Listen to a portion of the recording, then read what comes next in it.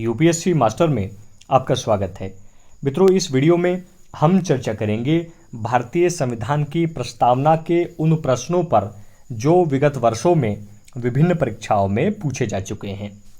इस सीरीज को शुरू करने से पहले आपको एक शॉर्ट ट्रिक देखना है। आपको एक चीज़ याद रखनी है, सा, ध, लो और ग। यहाँ सा का मतलब है सार्वभौम सत्ता संपन्न, और इस स का मतलब है समाजवादी, और ध का मतलब है धर्मनिरपेक्ष, ल का मतलब है लोकतांत्रिक, और ग का मतलब है गणराज्य। इसको याद रख लीजिए। ज़्यादातर तो ये देखने को मिलेगा कि जो परीक्षाएं हैं उनमें इसी से प्रश्न सोल्व हो जाएगा। देखिए, पहला प्रश्न है, भारतीय गणतंत्र की 26 नवंबर 1950 को सही संवैधानिक वस्तुस्थिति क्या थी, अर्थात जब संविधान लागू किया गया था।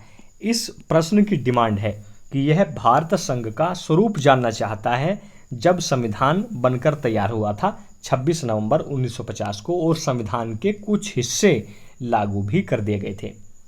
देखिए, यहाँ विकल्प दिए हैं। विकल्प ए है लोकतंत्रात्मक गणराज्य, विकल्प बी है संपूर्ण प्रभुत्व संपन्न धर्मनिरपेक्ष लोकतंत्रात्मक गणराज्य, या विकल्प सी है संपूर्ण प्रभुत्व संपन्न लोकतंत्रात्मक गणराज्य, और विकल्प डी है संपूर्ण प्रभुत्व संपन्न समाजवादी धर्मनिरपेक्ष लोकतंत्रात्मक गणराज्य। देखिए, पहला हो नहीं सकता, और डी में जो है समाजवादी दिया है, जो 42वें संविधान संशोधन 1976 द्वारा संविधान में जोड़ा गया। तो इस आधार पर इसका सटीक आंसर है सी, संपूर्ण प्रभुत्व संपन्न लोकतंत्रात्मक गणराज्य। आप इसको सा, ध, लो और ग इससे भी सही कर सकते हैं। प्रश्न नंबर 2, संविधान में हमारे राष्ट्र का उल्लेख किन किन नामों से किया गया है। इसका स्पष्ट उल्लेख मिलता है अनुच्छेद 1 में। अनुच्छेद 1 उल्लेख करता है भारत अर्थात India, India that is Bharat राज्यों का एक संघ होगा, अर्थात यहाँ दो जो नाम हैं वो दिए गए हैं। इसका विकल्प ए सही है। प्रश्न नंबर 3, भारतीय संविधान की प्रस्तावना के सिलसिले में निम्नलिखित में से कौन सा क्रम बिल्कुल सही है। देखिए, लोकतंत्रात्मक, जनवादी, धर्मनिरपेक्ष, समाजवादी, सार्वभौम सत्ता संपन्न। देखिए, भारतीय संविधान की बात करता है तो जनवादी शब्द जो है चीन के संविधान से तो हो नहीं सकता। इसके बाद देखिए, सार्वभौम सत्ता संपन्न, समाजवादी, जनवादी, जनवादी ये किधर है, चीन के संविधान से है। और सी देखिए, सार्वभौम सत्ता संपन्न, जनवादी, धर्मनिरपेक्ष, समाजवादी, गणतंत्र, या फिर डी देखिए, सार्वभौम सत्ता संपन्न, समाजवादी, धर्मनिरपेक्ष, लोकतंत्रात्मक गणराज्य। मैंने आपको बताया था एक चीज, सा, ध, लो और ग। देखिए, सार्वभौम सत्ता संपन्न, समाजवादी, धर्मनिरपेक्ष, लोकतंत्रात्मक गणराज्य। तो इस आधार पर इसका जो सबसे सटीक उत्तर है वो है उत्तर डी या विकल्प डी। अब देखिए, चर्चा करते हैं चौथे प्रश्न पर। निम्नलिखित शब्दों पर विचार कीजिए। पहला शब्द है समाजवादी, दूसरा शब्द है प्रजातांत्रिक या लोकतांत्रिक, तीसरा शब्द है सार्वभौमिक, और चौथा शब्द है धर्मनिरपेक्ष। सही शब्दों का विचारानुसार क्रम कीजिए।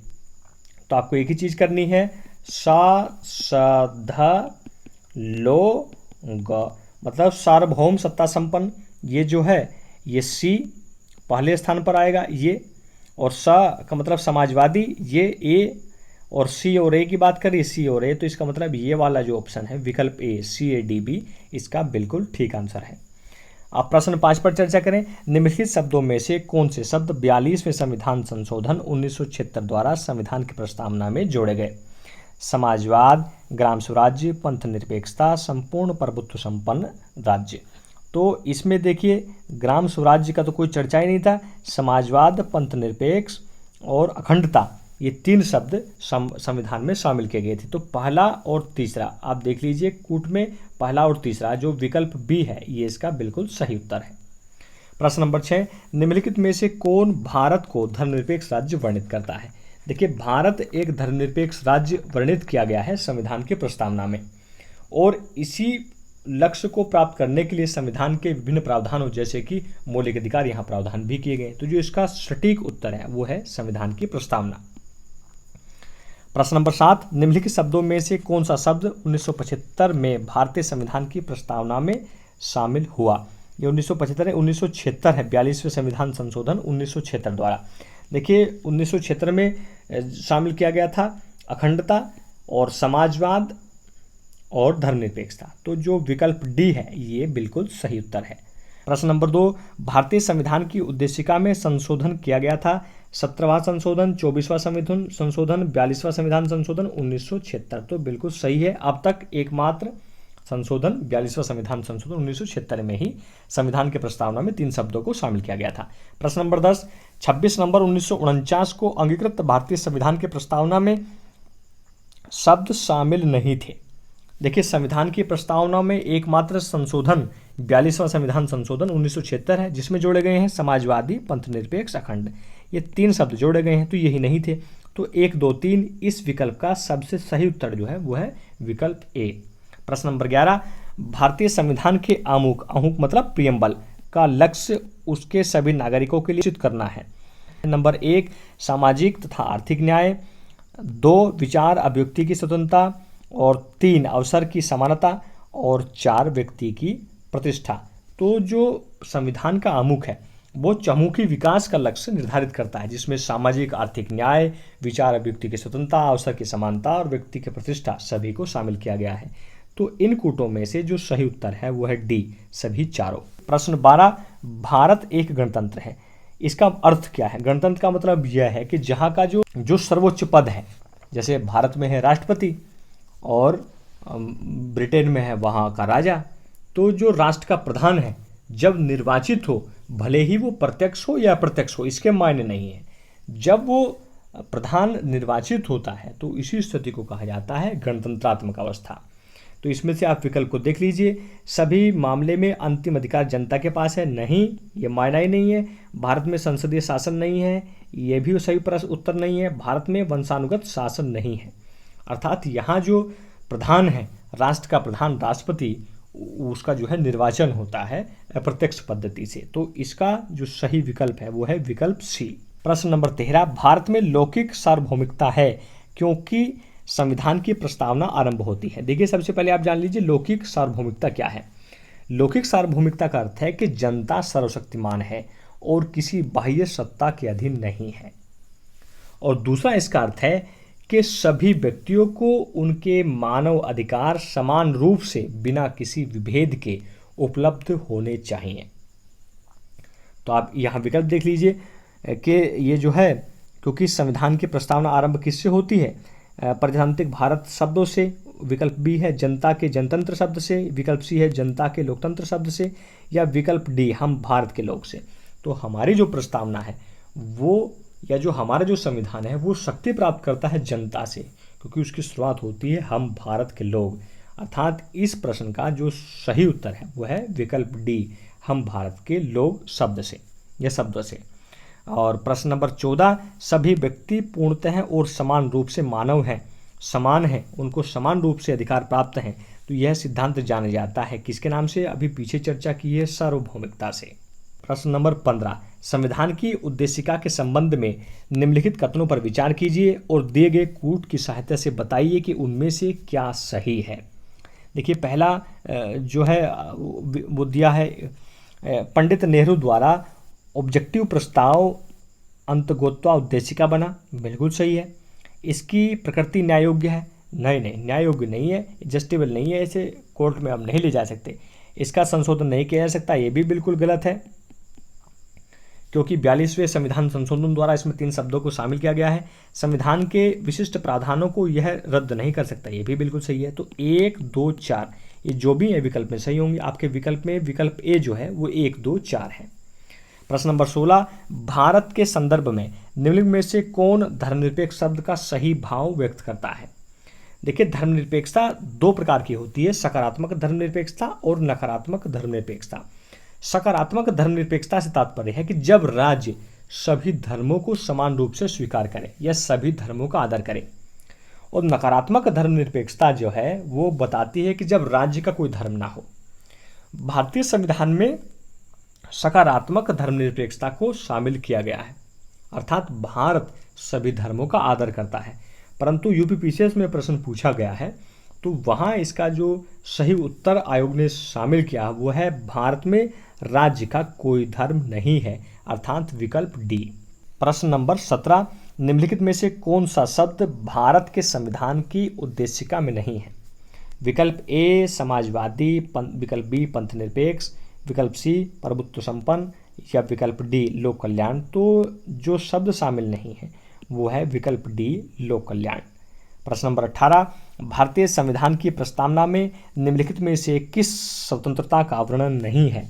विचार की स्वतंत्रता, विचार प्रकट करने की स्वतंत्रता अर्थात अभिव्यक्ति की स्वतंत्रता, और विकल्प सी विश्वास की स्वतंत्रता, और विकल्प डी आर्थिक स्वतंत्रता। तो संविधान की प्रस्तावना में आर्थिक स्वतंत्रता का कोई उल्लेख नहीं है।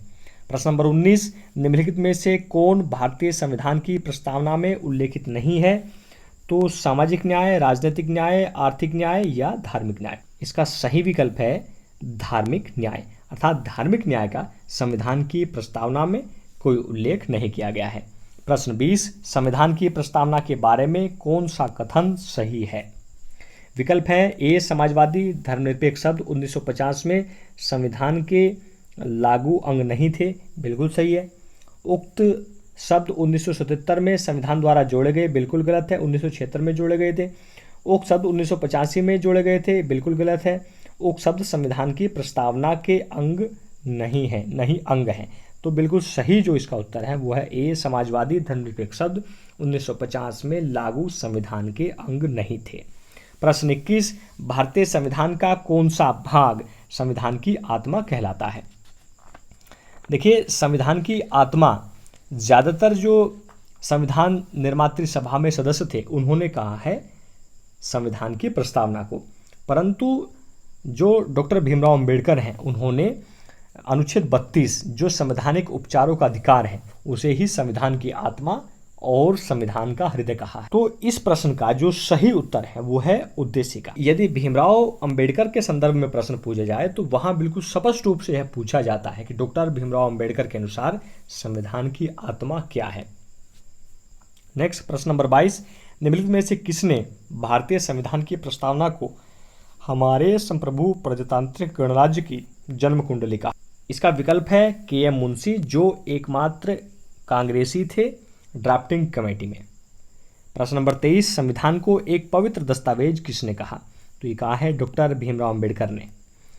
प्रश्न नंबर 24, निम्नलिखित में से किस बात में उच्चतम न्यायालय ने धारणा प्रस्तुत की कि उद्देशिका संविधान का भाग है?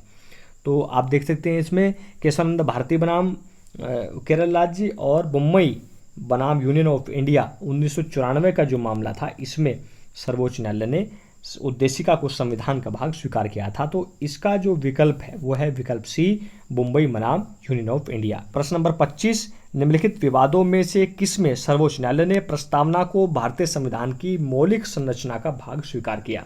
केशवानंद भारती बनाम केरल राज्य 1973 के मामले में सर्वोच्च न्यायालय ने कहा था कि हमारे संविधान का प्रसाद उद्देशिका में वर्णित बुनियादी तत्वों पर खड़ा है।